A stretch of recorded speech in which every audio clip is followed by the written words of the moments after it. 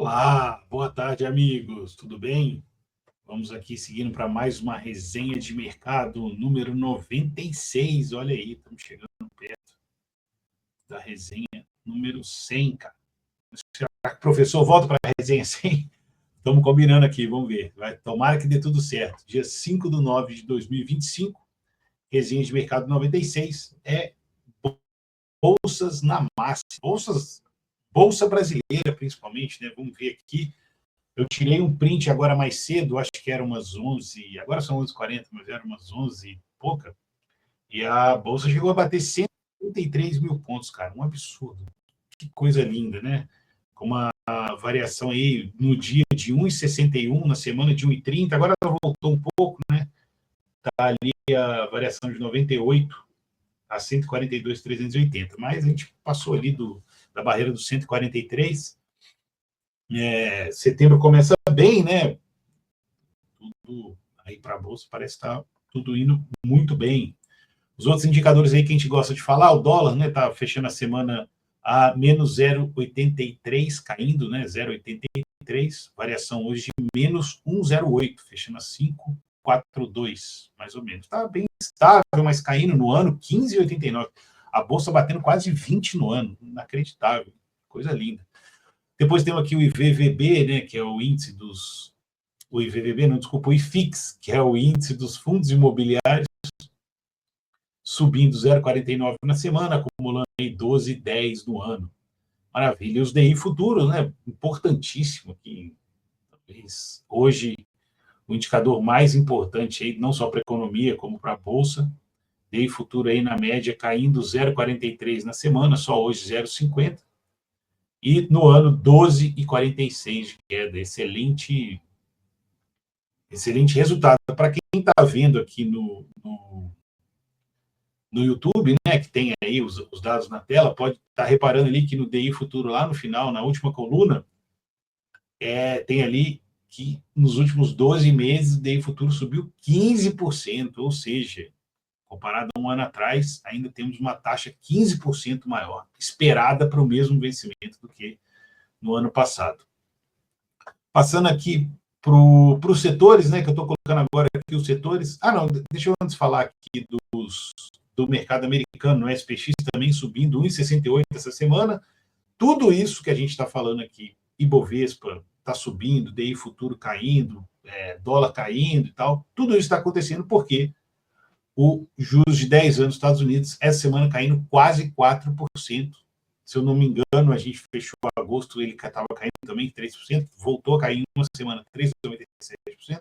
Vamos falar por quê, mais ou menos, a gente acha que isso está caindo aqui embaixo, logo em seguida.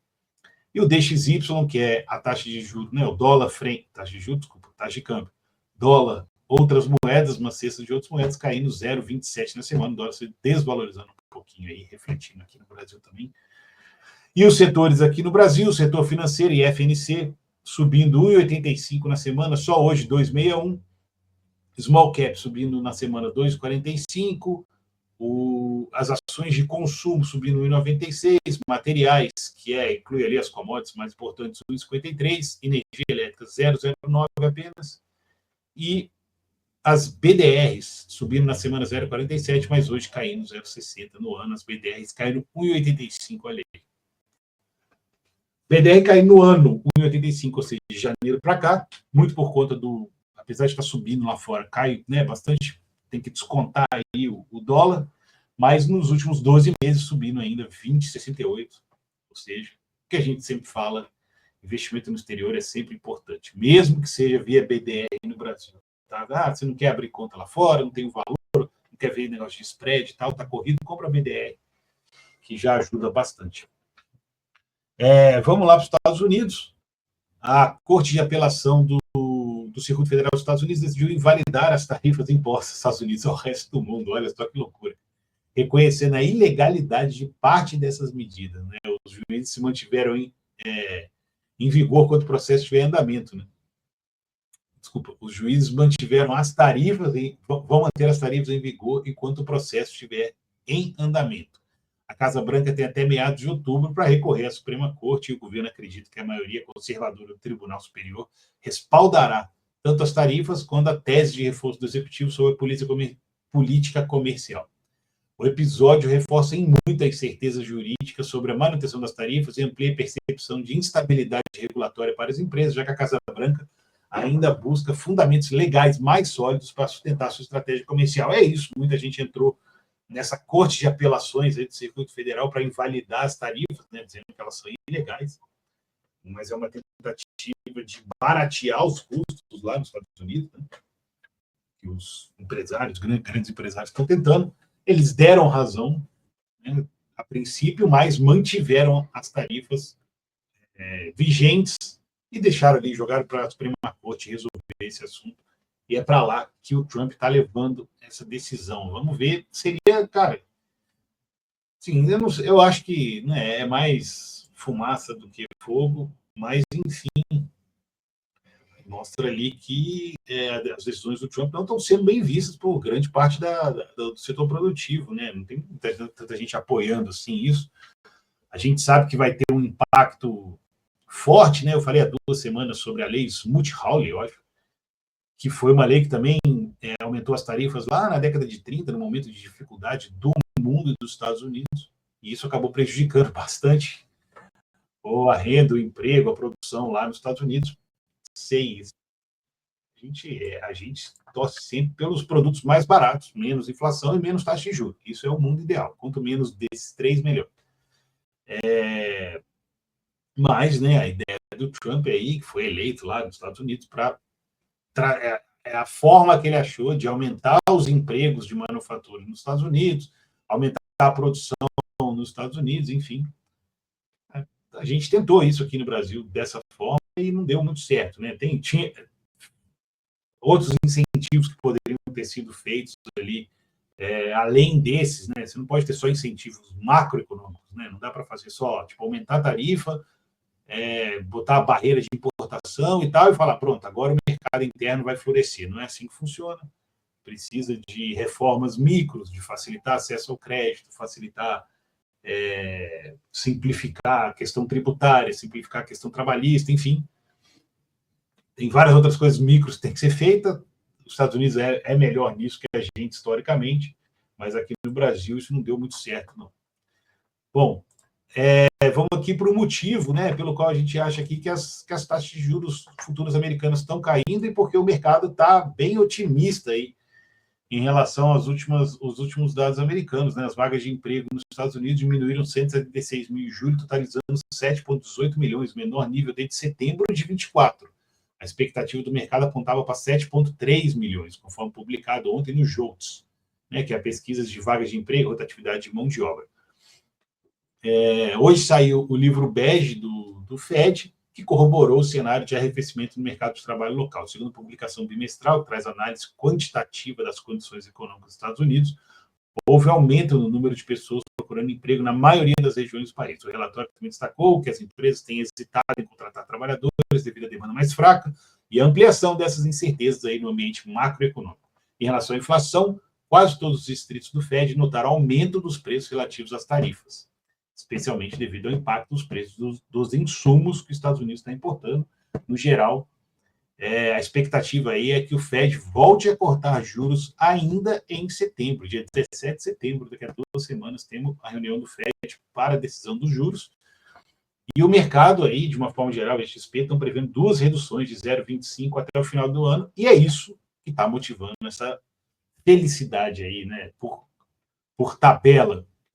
Né? A gente sempre fala, o Brasil é um pedacinho muito pequenininho do mercado financeiro mundial, está ali junto com os emergentes, mas é um pedaço muito pequeno da quantidade de dinheiro que circula no mundo, e tem um mercado além da Bolsa, que é o mercado de juros, que é disparado o maior do mundo. O mercado de dívida juros é disparado o maior do mundo, e as grandes economias e as suas taxas de juros que comandam os grandes movimentos do capital, de cá para lá, de lá para cá, como diria a ex-presidente Dilma.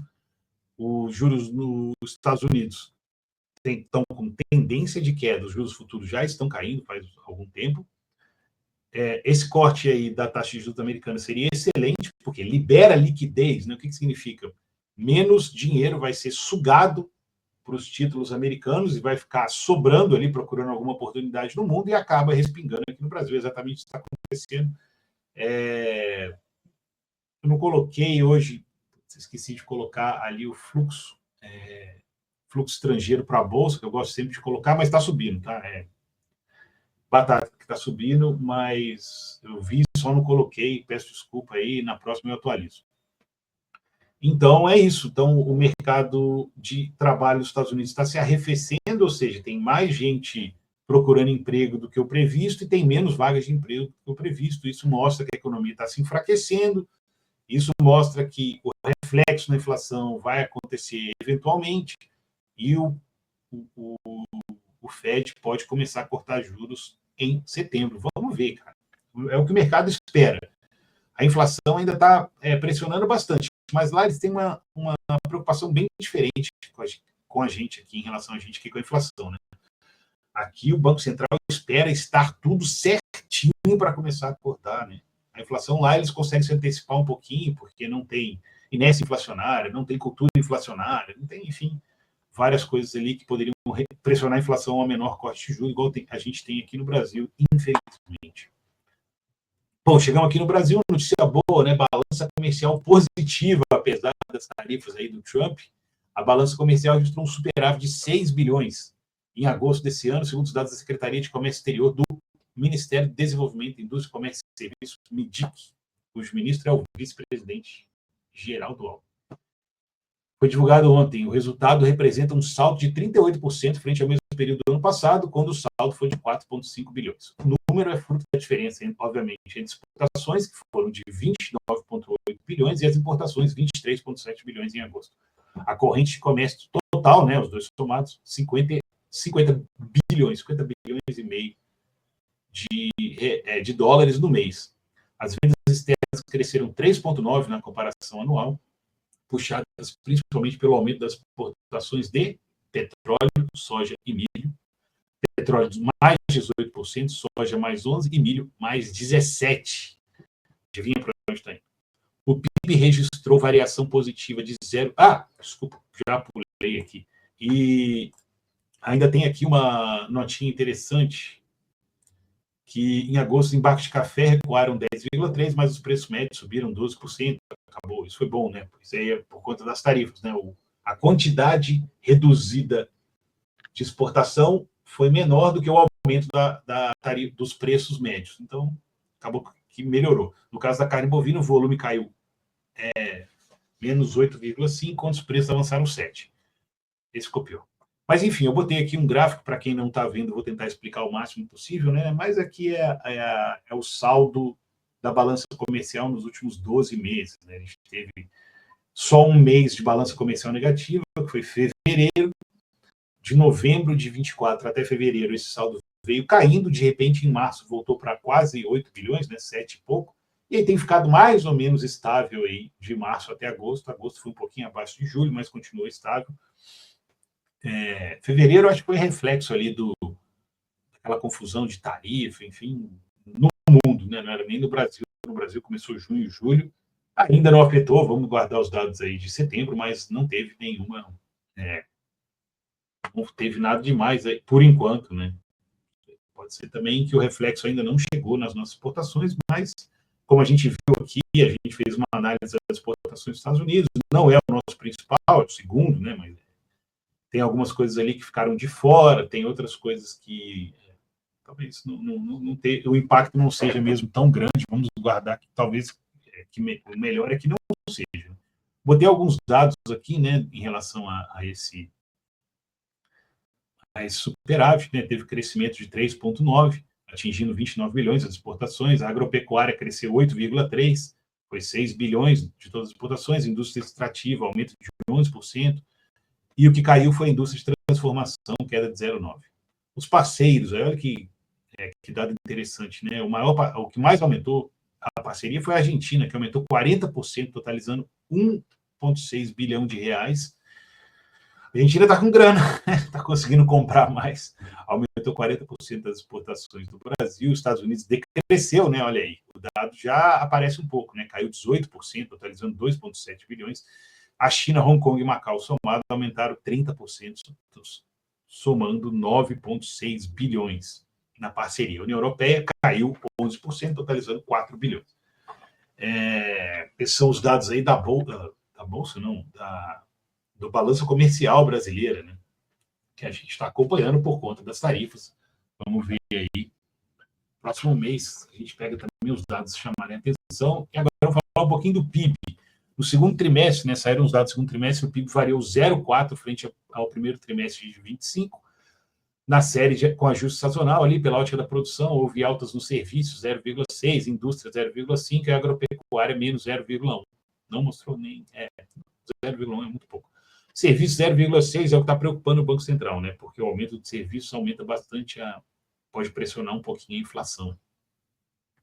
Mas a gente vê aí no gráfico, né? Desde terceiro trimestre de 21, a gente só tem crescimento trimestral positivo, o último negativo foi no início de 21, se não 20, né, com queda trimestral aí por conta da pandemia.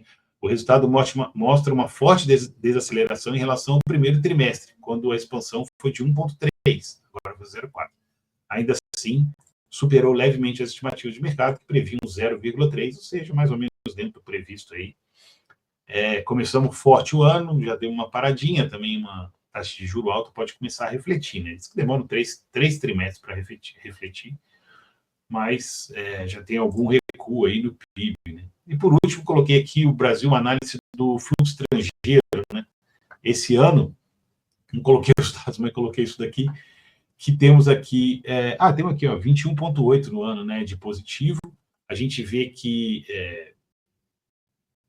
tem aqui primeiro um gráfico só do ano de 25, né? Janeiro negativo, fevereiro, março positivo, depois...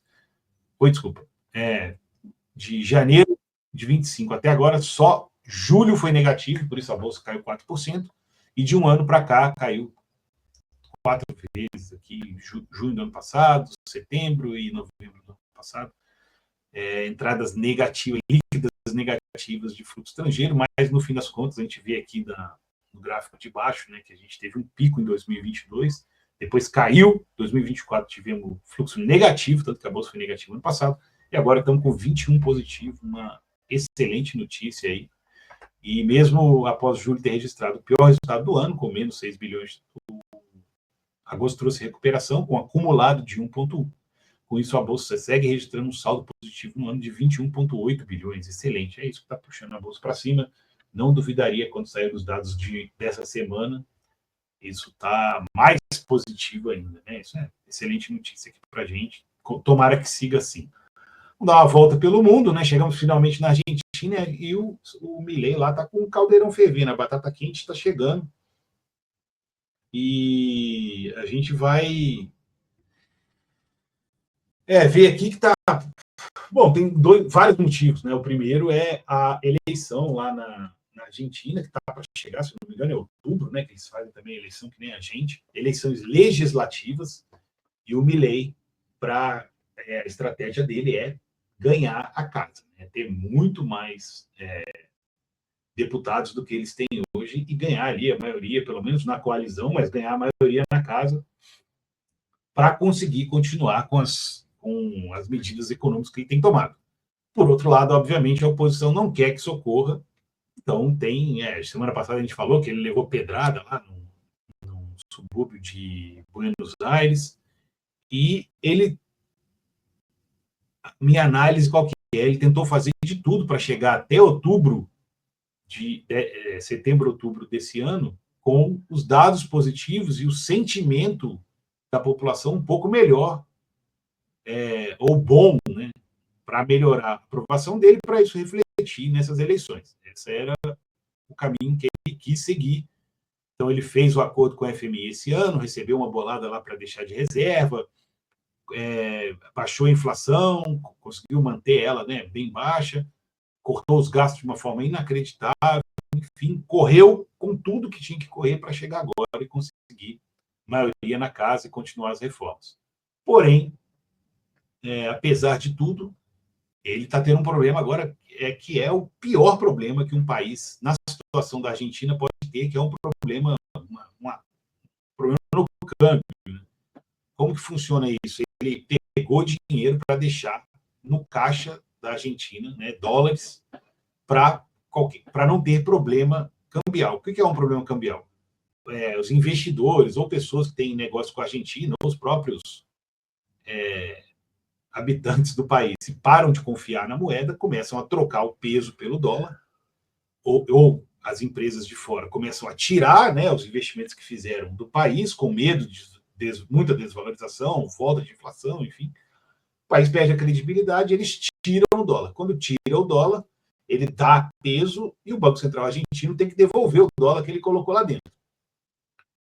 A Argentina estava com esse saldo negativo até muito pouco tempo atrás, e historicamente estava muito baixo. Então, o que acontece? Se é a corrida dos bancos, né? A profecia autorrealizável. Se um cara vai lá e saca um valor muito grande, o outro fala, putz, se esse cara está sacando, pode ser que o outro veja aí, se saque, eu vou sacar antes para não faltar dólares. E aí pode ter uma corrida contra os dólares de um país. Isso aí dá um problema gigantesco, ou a Argentina tem que desvalorizar o câmbio. Né? É uma das duas formas. Ou você paga ou você desvaloriza. Então, o cara vai receber menos dólares pelos pesos que ele colocar. As duas alternativas são péssimas. Tá? De qualquer maneira, para o país, né, as duas alternativas são horrorosas. Primeiro, que está saindo o investimento. Segundo, porque você tem que gastar os seus dólares ou aumentar a sua taxa de câmbio. Você aumenta a sua taxa de câmbio, seu dinheiro desvaloriza, tudo que você importa vai ficar mais caro, tudo que você exporta vai ficar melhor de exportar, mas você vai exportar mesmo tanto, né, no momento X, e as coisas que você importam ficam mais caras. Então é terrível.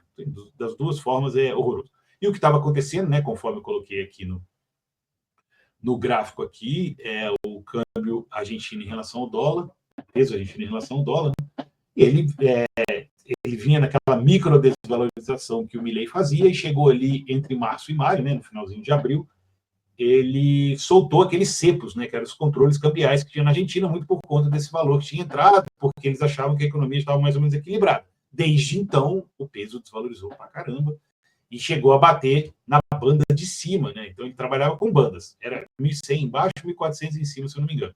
Se bate lá em cima, ele tem que vender dólar para controlar o preço, se bate aqui embaixo, tem que comprar dólar para aumentar. E aconteceu, chegou lá em cima muito mais rápido do que eles esperavam, né? Muito antes da eleição, e eles tiveram que gastar. Você vê aí o Banco Central argentino interveio no câmbio. Desde 12 de agosto, as vendas de moeda americana somaram 352 milhões, segundo a corretora argentina Portfólio Personal Inversiones. E qual que é a solução para isso? A outra solução, para não ter que mexer no câmbio nem ter que vender dólar, é aumentar os juros, né? Que é o que a Argentina não quer fazer. Eu botei um gráfico aqui embaixo, está um pouco difícil de ver, porque é um gráfico escuro, mas, enfim, estava lá para 125%. É isso mesmo, gente. 125% era a taxa de juros argentina no ano, e eles vieram cortando bastante, agora está só 28% ao ano. Então, o que significa isso? Né? Se as pessoas estão tirando o investimento dali, os investidores globais estão achando que a rentabilidade dos ativos da Argentina não está valendo a pena, ou seja, 29% ao ano, menos a inflação de 20 e tantos por cento, menos risco de desvalorização da moeda, menos tudo isso, não está valendo a pena. Então, teoricamente, o país tem que subir os juros, né, para tornar mais atrativa a rentabilidade frente a todos os riscos que o investidor vai ter. Lembrando que, apesar de ter melhorado a nota de risco, a Argentina ainda está lá no CCC, que é tipo lixo tóxico, né? É uma situação muito difícil para o Milei, realmente.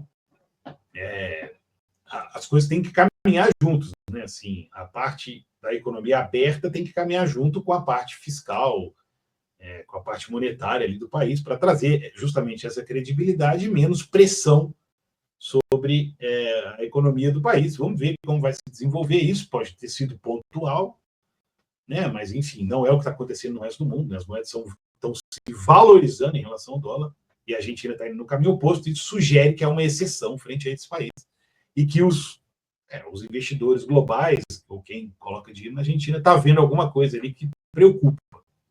Pode ser a questão da irmã dele, né, que teve um escândalo lá de propina, que é péssimo também para a imagem dele, ou até para, né, não só para a imagem, mas para o próprio governo dele, né? Assim, Uma situação ridícula. E essa previsão de que ele não vai ter essa maioria na Câmara, lá, junto com os deputados. São situações complicadas, muito tensas, né? A gente sempre falou aqui, quando a gente trata da Argentina, em 2 anos não ia resolver o problema, podia atenuar, era isso que ele queria fazer, atenuar para tentar chegar, né, e continuar com as reformas, enfim. Se corre um risco grande dos peronistas, né, levarem ali a maioria e o negócio começar a ficar muito mais difícil do que já está ali para o governo argentino, principalmente para o Milei. Vamos acompanhando. Mas péssima notícia para o nosso irmão. Na zona do euro, chegando aos finalmente aqui, a inflação anual acelerou marginalmente de 2 para 2,1 em agosto, nada a se preocupar, já começaram os cortes de juros lá na Europa, e tem uma notícia aqui que o investimento chinês dobrou no Brasil, já é o terceiro principal destino dos investimentos chineses no mundo. O Brasil se tornou o terceiro maior destino de investimentos chineses no mundo e é o número 1 fora da Europa, segundo um novo estudo com dezenas de projetos em diversos setores, atraindo 4,2 bilhões no ano passado, em meio ao fortalecimento dos laços diplomáticos entre China e Brasil, Lula e Xi Jinping. Ainda assim, os Estados Unidos continuam sendo a maior fonte de investimento estrangeiro direto no Brasil, com 8,5 bilhões, quase o dobro, ou o dobro, enviados no ano passado, segundo os dados do governo. O investimento chinês no Brasil e em muitos outros países também está abaixo dos níveis anteriores. É o nova Guerra Fria, nova guerra comercial, não sei dizer, mas a China está entrando bastante no Brasil e tem uma proximidade grande com o governo. O Brasil está nos BRICS, né, mesmo no governo anterior, faz muitos anos já, décadas que está no BRICS, e a China é o maior articulador aí, que quer atacar os Estados Unidos por esse lado, pelo lado comercial. Já é nosso maior parceiro comercial, agora está começando a investir mais no país. Tá certo? Era isso que eu tinha para falar hoje aí com vocês, essas notícias da semana. Está sendo um ano muito bom para os investimentos, de novo, Bolsa batendo recorde, CDI bem alto, juros futuros caindo, dólar caindo, excelente, tá bom? Um grande abraço, qualquer dúvida, fico à disposição.